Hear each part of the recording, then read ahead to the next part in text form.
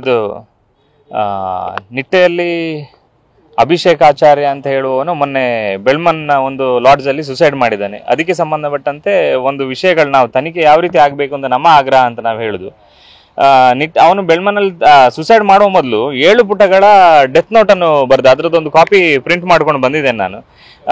ಫಸ್ಟಿಗೆ ಅವನದು ಸುಸೈಡ್ ಆಗಿ ಅವನ ಅಂತ್ಯ ಸಂಸ್ಕಾರ ಆಗಿ ಆ ದಿವಸ ಗುರುವಾರ ದಿವಸ ತೀರ್ಕೊಂಡ ಅವನು.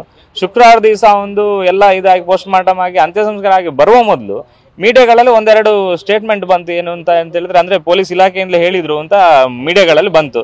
ಇದೊಂದು ಪ್ರಾಥಮಿಕ ತನಿಖೆಯಿಂದ ಪ್ರೇಮ ಪ್ರಕರಣ ಅಂತ ಕಾಣ್ತಾ ಉಂಟು ಅಂತ.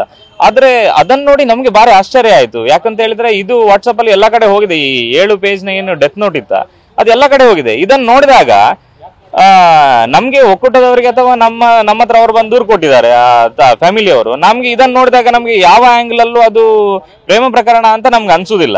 ಅದಕ್ಕೆ ನಿಮ್ಗೂ ನಾವು ಹೇಳುದೇನು ಅಂತ ಹೇಳಿದ್ರೆ, ನೋಡಿ ಇದನ್ನು ನಾನು ಕೆಲವು ಪಾಯಿಂಟ್ ಗಳನ್ನ ನಿಮ್ಮ ಮುಂದೆ ಹೇಳಬೇಕು ಅಂತ ಇಷ್ಟಪಡ್ತೇನೆ. ಅದ್ರ ನಂತರ ನಿಮ್ಗೆ ಇದು ಪ್ರೇಮ ಪ್ರಕರಣ ಅಂತ ಯಾವ ಆಂಗಲ್ ಅಲ್ಲಿ ಅನಿಸ್ತದೆ ಅಂತ ನೀವು ಹೇಳಿದ್ರೆ ನಮ್ಗೆ ಒಳ್ಳೇದು. ನೋಡಿ, ಅವನು ಮೊದಲಿಗೆ ನೇರ ಬರೀತಾನೆ.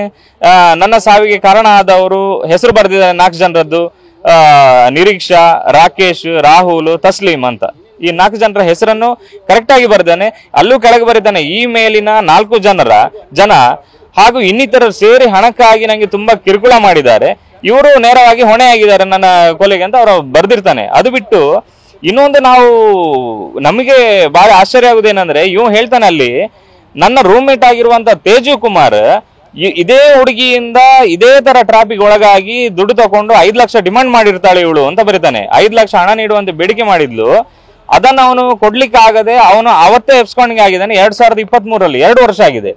ಇದರ ಬಗ್ಗೆ ತನಿಖೆ ಆಗದೆ ಹೇಗೆ ಪ್ರೇಮ ಪ್ರಕರಣ ಅಂತ ಹೇಳಲಿಕ್ಕೆ ಆಗ್ತದೆ? ಇವನೊಬ್ಬ ಒಂದು ಹುಡುಗಿಯನ್ನೇ ಟಾರ್ಗೆಟ್ ಮಾಡ್ತಾ ಇದ್ದಾನೆ, ಅವಳ ಬಗ್ಗೆನೇ ದೂರ ಹೇಳ್ತಾ ಇದ್ದಾನೆ ಅಂತ ಹೇಳಿದ್ರೆ ಅದು ಪ್ರೇಮ ಪ್ರಕರಣ ಅಂತ ಹೇಳ್ಬೋದು. ಅಲ್ಲ, ನಮ್ಗೆ ಇನ್ನೂ ಕ್ಲಾರಿಟಿ ಬೇಕಿದ್ರಲ್ಲಿ. ಈ ಸತ್ಯಾಸತ್ಯತೆ ಯಾವುದು ಅಂತ ಹೊರಗೆ ಬರಲಿ. ನಾವೇನೋ ಅದೇ ರಾಂಗ್ ಇದೇ ರೈಟ್ ಅಂತ ಹೇಳ್ತಾ ಇಲ್ಲ.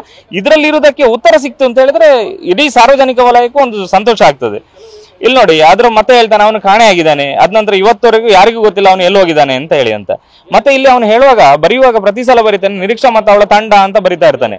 ಪ್ರತಿ ಸಲ ಬೇರೆ ಹುಡುಗಿಯರ ಡ್ರೆಸ್ ಚೇಂಜ್ ಮಾಡುವ ಫೋಟೋ ತೆಗೆದು ಹಿಡನ್ ಕ್ಯಾಮರಾ ಎಲ್ಲ ಇಟ್ಟು ಉಪಯೋಗಿಸಿ ಹೊರದೇಶದ ಸ್ನೇಹಿತರಿಗೆ ಕಳಿಸ್ತಿದ್ರು ಅಂತ ಕೂಡ ಅಲ್ಲಿ ಮೆನ್ಷನ್ ಮಾಡ್ತಾನೆ. ಇದು ಸಣ್ಣ ಆತ್ಮಹತ್ಯೆ ಪ್ರಕರಣ ಅಲ್ಲ ಅಂತ ನಾನು ಹೇಳೋದು ಇದ್ರಲ್ಲಿ. ಮತ್ತೊಬ್ಬ ಸಾಯ್ಲಿಕ್ಕೆ ಹೋಗೋನು ಯಾವತ್ತು ಸುಮ್ಮನೆ ಸುಳ್ಳು ಹೇಳಲಿಕ್ಕಿಲ್ಲ ಅಂತ ನಮ್ಮ ಭಾವನೆ.